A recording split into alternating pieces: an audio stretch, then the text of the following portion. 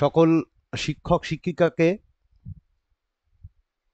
শারদীয়ার শুভেচ্ছা জানায়। আমি ডক্টর সৌরেন ভট্টাচার্য, বিজিটি এর রাজ্য সম্পাদক। আজকে আপনাদের সামনে পশ্চিমবঙ্গ তথা সারা দেশের শিক্ষকদের আদৌ টেট দেওয়ার কোনো যৌক্তিকতা বা আইনগত ভ্যালিডিটি আছে কিনা সে বিষয়ে গুরুত্বপূর্ণ কয়েকটি বিষয় তুলে ধরছি, যেটা এখনো পর্যন্ত আমরা পেয়েছি। আমরা সকলেই জানি যে সাম্প্রতিককালে সুপ্রিম কোর্টে এক রায় দেওয়া হয়েছে, যে রায়ে সমস্ত শিক্ষকদের, অর্থাৎ প্রাইমারি থেকে আপার প্রাইমারি পর্যন্ত যত শিক্ষক রয়েছেন, যাদের 5 বছরের বেশি চাকরি বেঁচে আছে, তাদের ক্ষেত্রে টেট দেওয়া বাধ্যতামূলক করা হয়েছে। এখন প্রশ্নটা হচ্ছে যে আদৌ এই টেট দেওয়ার জন্য কে অথরিটি ছিল টেট নেওয়া বা টেটের বিষয়ে আলোচনা করার জন্য? সেটা হচ্ছে NCTE, national council for teachers education. আদৌ তাদের সত্যি কি টিচার্সদের কোয়ালিফিকেশন ডিটারমাইন করার ক্ষমতা ছিল? এনসিটি তৈরি হয় 1993-তে, এবং আমরা পরবর্তীকালে 2001 থেকে দেখতে পাই যে এনসিটি টিচার্সদের মিনিমাম কোয়ালিফিকেশান ডিটারমাইন করছে, এবং পরবর্তীকালে আরও বেশ কিছু রেগুলেশনস এসছে, এবং 2009 সালে যখন আরটিই অ্যাক্ট তৈরি হলো, সেই আরটিই অ্যাক্টের পরে আমরা দেখতে পাবো 2010 এবং 2011 নোটিফিকেশানে তাকে অ্যাপেক্স অথরিটি করা হলো টিচার্স কোয়ালিফিকেশান ডিটারমাইন করার জন্য। অর্থাৎ এক কথায় বলা যেতে পারে যে এখন এনসিটিই তার ক্ষমতা রয়েছে সারা দেশের টিচার্স কোয়ালিফিকেশান ডিটারমাইন করা, এবং দেশের সমস্ত সরকারি সংস্থাগুলো অবশ্যই এই রুলস মেনে চলতে বাধ্য। কিন্তু তার আগে, অর্থাৎ 2010 বা 11-র আগে আদৌ কি এনসিটি টিচার্সদের কোয়ালিফিকেশান ডিটারমাইন করার ক্ষমতা ছিল? আমরা পরপর আসছি। আমরা দেখব যে প্রথমেই দেখে নেব যে এনসিটি অ্যাক্ট 1993, এই 1993-তে দেখুন আপনারা, প্রথমেই যেটা বলা হচ্ছে যে institution means an institution which offers courses or training in teacher education. আবারও বলছি, an institution means an institution which offers courses or training in teacher education. কেন বললাম সেটার ব্যাখ্যা পরে আসছি। এবং আরও নিচের দিকে আসি, আমরা যদি দেখতে পাই যে ফাংশন অফ কাউন্সিল, সেখানে আপনারা দেখতে পাবেন যে power of council to determine minimum education and qualification for the teachers. এবং সেখানে এই দেখুন নিচে ওই যে ওর পাশে এক দেয়া ছিল, এখানে দেখুন ওর পাশে একটা এক অ্যাস্টেরিক্স করা আছে, এবং সেখানে এই দেখুন নিচে সেটাতে আর ফুটনোটে দেয়া আছে পরিষ্কার করে, inserted by act 18 of 2011 with effect from 1/6/2012। তার মানে এই অংশটা 2012 থেকে এফেক্টিভ, তার আগে নয়। এবং পরবর্তীকালে আমরা দেখলাম 2001 সালে এনসিটি যে টিচার্স কোয়ালিফিকেশন ডিটারমাইন করার জন্য গাইডলাইন প্রকাশ করলো, তাতে কোথাও টেট বিষয়টা ছিলই না। এবং সেখানে আমরা দেখতে পাবো এই যে জায়গাটা, এবং সেখানে আমরা দেখতে পাবো টেট বিষয়টাই সেখানে কোনো ছিল না আমাদের। এবং পরবর্তীকালে আমরা যদি দেখি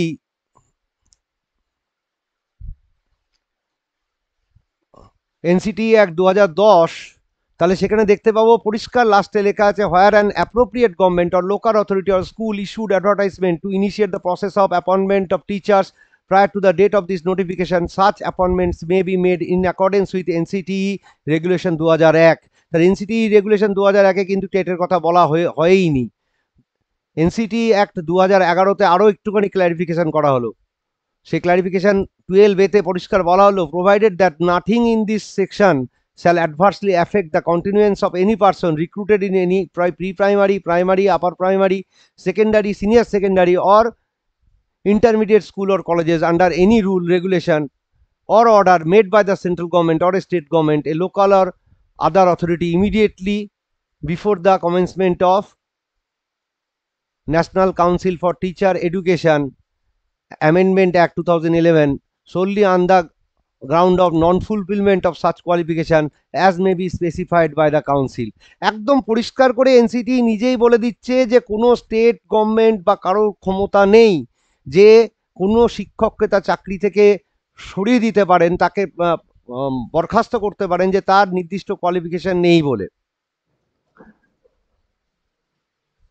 এবং আপনাদের সামনে সবচেয়ে চমকপ্রদ যে বিষয়টা নিয়ে আসছি এখন এই মুহূর্তে, সেটা হচ্ছে যে এ বিষয়ে সুপ্রিম কোর্টের একটা দারুণ অর্ডার রয়েছে, যে অর্ডারটা আমরা দেখে নেব যে আদৌ, এবার প্রশ্ন হচ্ছে আদৌ সুপ্রিম কোর্টের কি, আদৌ কি এনসিটির ক্ষমতা ছিল, আমরা দেখে নেব সেটাই।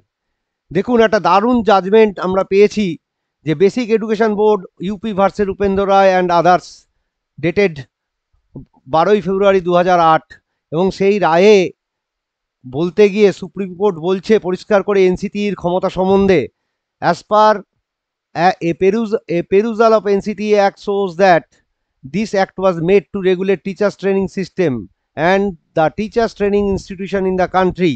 It may be mentioned that there are two types of educational institution. One is ordinary educational institution like primary school, high school and intermediate college and universities, and second, teachers training institute.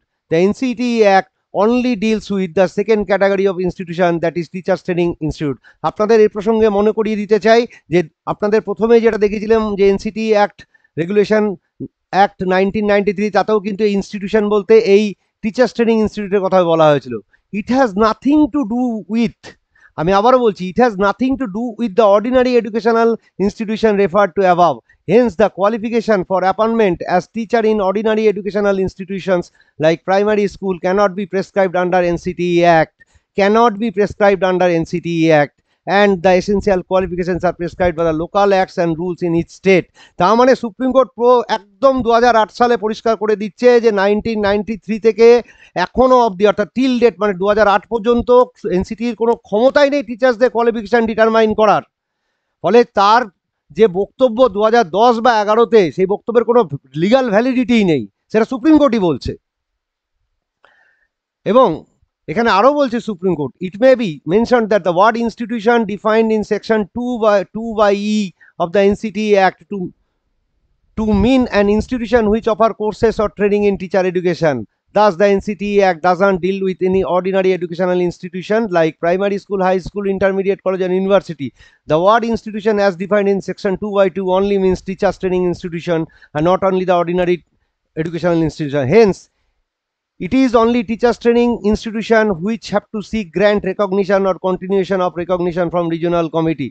The ordinary educational institution do not have to seek any recognition or continuation under NCTE Act.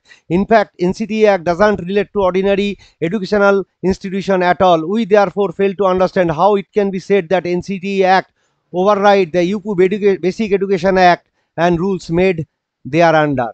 মানে পরিষ্কার কথা supreme court বলছে যে কোনোভাবেই NCT অ্যাক্টকে আমরা, অ্যাক্টের কোনো ক্ষমতা নেই টিচার্সদের কোয়ালিফিকেশন ডিটারমাইন করার। ফলে ইউপি গভর্নমেন্ট সেই সময়কার যে রুলস রয়েছে সেই রুল দ্বারাই পরিচালিত হবে, তার সঙ্গে এনসিটি কোনোভাবে ইন্টারভেন করতে পারবে না। এবং আমরা এটাও দেখতে পাবো, আমরা এটাও দেখতে পাবো যে এই অর্ডারটা যে আর্টিকেল 254-কে ভায়োলেট করছে বলা হয়েছিল, যে এনসিটি, এটাও কিন্তু সুপ্রিম কোর্ট সেখানে নাল অ্যান্ড ভয়েড করে দিচ্ছে। কারণ হচ্ছে যে তার ওভাররাইডিং ক্যাপাসিটিই নেই, তাকে ক্ষমতায় দেওয়া হয়নি, সেই জন্য তার ওভাররাইডিং ক্যাপাসিটি এখানে অ্যাপ্লিকেবল নয়। The impugned judgement also proceed with the same fallacy. The division bench, in our opinion, wrongly relied upon Article 254 of our Constitution. Article 254, as stated above, has no application in this case at all. The two acts different in different fields. তার মানে কি, পরিষ্কার কথা, one second supreme court মনে করিয়ে দিচ্ছে যে আমাদের যুগ্ম তালিকায় থাকার জন্য যে সেন্ট্রাল লসগুলো, যে ওভাররাইডিং ক্যাপাসিটি আছে যুগ্ম তার কনকারেন্ট লিস্টে থাকা বিষয়বস্তুগুলোর ক্ষেত্রে, কিন্তু এক্ষেত্রে সেটা অ্যাপ্লিকেবল নয়। কারণ হচ্ছে এটা দুটো সম্পূর্ণ আলাদা ফিল্ড। অর্থাৎ তারা আবার মনে করিয়ে দিচ্ছেন যে এর কোনো ক্ষমতাই নেই।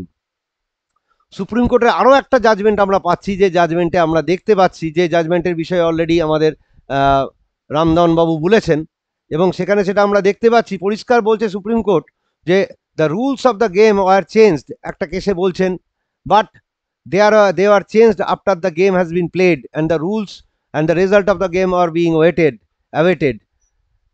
That is unacceptable and impermissible. অর্থাৎ কোনো সিলেকশন প্রসেস শেষ হয়ে যাওয়ার পরে নতুন করে কোনো আইনকে তৈরি করা যায় না। আমাদের শুধু সিলেকশন প্রসেস হয়নি, আমরা যে পদ্ধতি সে সময় ছিল তার দ্বারা রিক্রুটেড হয়েছি, এবং প্রায় কেউ 10 বছর, 20 বছর, 25 বছর চাকরি করছে।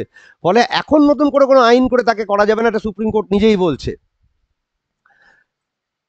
এবং আমরা এটাও দেখতে পাচ্ছি তারা আবার আরও বলছেন, what we have found to be illegal is changing the criteria of the completion of the selection process when the rules enter selection process proceeded on the basis that there will be no minimum marks for the interview। অর্থাৎ সেই যে কেসটা তার আদল অর্থাৎ crux of the point আমরা চলে যাই, যেটা সুপ্রিম কোর্ট বলতে চাইছে যে কোনোভাবেই এটা করা যায় না যে সিলেকশন প্রসেস ওভার হয়ে যাওয়ার পরে নতুন করে কোনো ক্রাইটেরিয়া আমরা তুলে ধরবো। এবং আমরা এটাও দেখতে পাবো যে আরও একটা বিষয়, যে সুপ্রিম কোর্ট তার রায়তে, সুপ্রিম কোর্টের অনেক দিন আগেই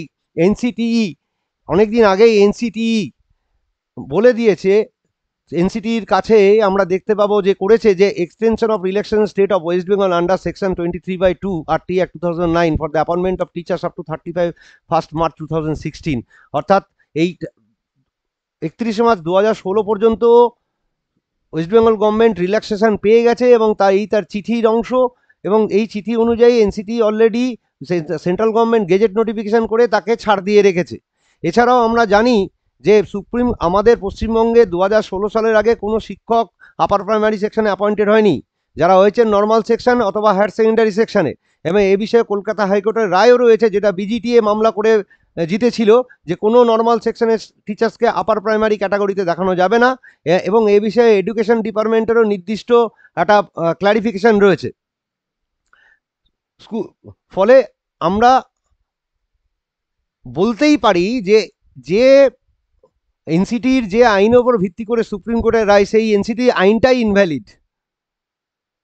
এবং আমরা এই বিষয়টা পশ্চিমবঙ্গ সরকারের কাছে তুলে ধরছি এবং আমরা চাইব যে পশ্চিমবঙ্গ সরকার দ্রুত এই বিষয়ে তাদের রিভিউ পিটিশন ফাইল করুক এবং অন্যান্য সরকারগুলোও ফাইল করুক।